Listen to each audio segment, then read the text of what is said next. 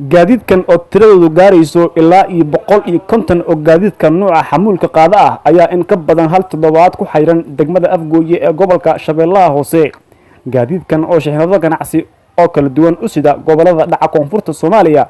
ayaa qaar ka mid ah gaadiidleyda oo Universal TV la hadlay waxa ay sheegeen in aysan ku safri karin wadada xiriirisa degmooyinka Wallaweyn iyo Afgooye sabab la xiriira isbaarooyin oo la soo dhoobay wadadaasi. haddaba waa kuwan qaar ka mid ah gaadiidleydaasi oo sheegaya in ay shixnadahan ganacsi dib ugu celin doonaan Muqdisho haddii aanan wax laga qaban dhibaatooyinkaas.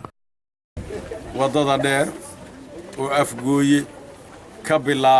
bilaabata ku dhamaata magaalada la yiraahdo Yaqbari weyn naf iyo maal waa mari weynay maxaa wadadaas dhibaato weyn baa baxanaaqsan naf iyo maalaha ka dhacday dadka waa lagu dilaa waa lagu dhacaa dhibaato aan dhicin iyo naf iyo maalaha nagu qabatay waxaan ka cabanaynaa dawladda federaalka inay wax ka qabato waxaanu cabanaynaa dawladda koonfur galbeed inay wax ka qabato waxa ka cabanaysaan oo waxaan ka cabanaynaa niman la yiraahdo Magafe amni laan dil Magafeena macnay bad Magafna waa ku macnaynaa waa niman duurka ku jira oo qoryo heesta oo tuuta heesta haddii ay sheeg waxa Afgooye ka xageeyay xamaram gaadiid ka soo rarnaa doonka ma dhaafi karno nabadgelyaduna Afgooye ku egtaa Afgooye daan seexana waa nabad meel u dhaafna ma naqaan badeecadan waxa u socotaa bay bakool gado jubooyinka mana u gudbi karno waxa dhibaato ka taaganta warmaxan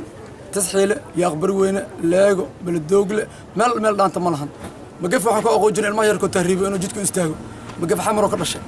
waxaan ka cabanaynaa dawladda Soomaaliya iyo dadka ay qosaysay wasaaradda gaashaandhigga qof walba ay qosayso jidkan inuu wax ka dhaho haddii uu wax ka dhiibo muddo 2 maalmood gudahooda badeecadan waxa u celinayna xamar. gudoomiye ku-xigeenka gobolka Shabeellaha Hoose dhanka arrimaha bulshada Cumar Maxamuud Cilmi oo gaaray goobta ay gaadiidleydan isugu soo baxeen ayaa dhankiisa sheegay in ay waajib dawladda Soomaaliyeed saaran ay tahay in wax laga qabto cabashooyinka gaadiidleydan.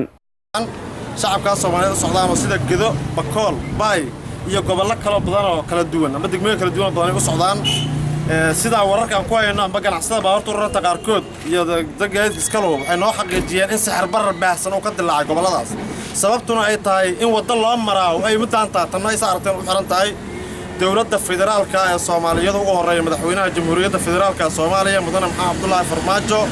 oo ah taliyaha ciidamada qalabka sida wasaaradda gaashaandhigga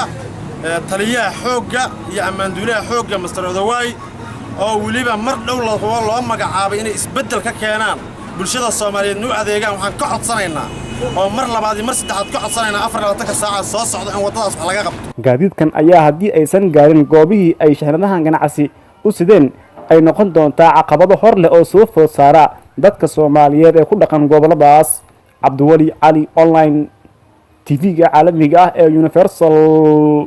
gobolka Shabeellaha Hoose.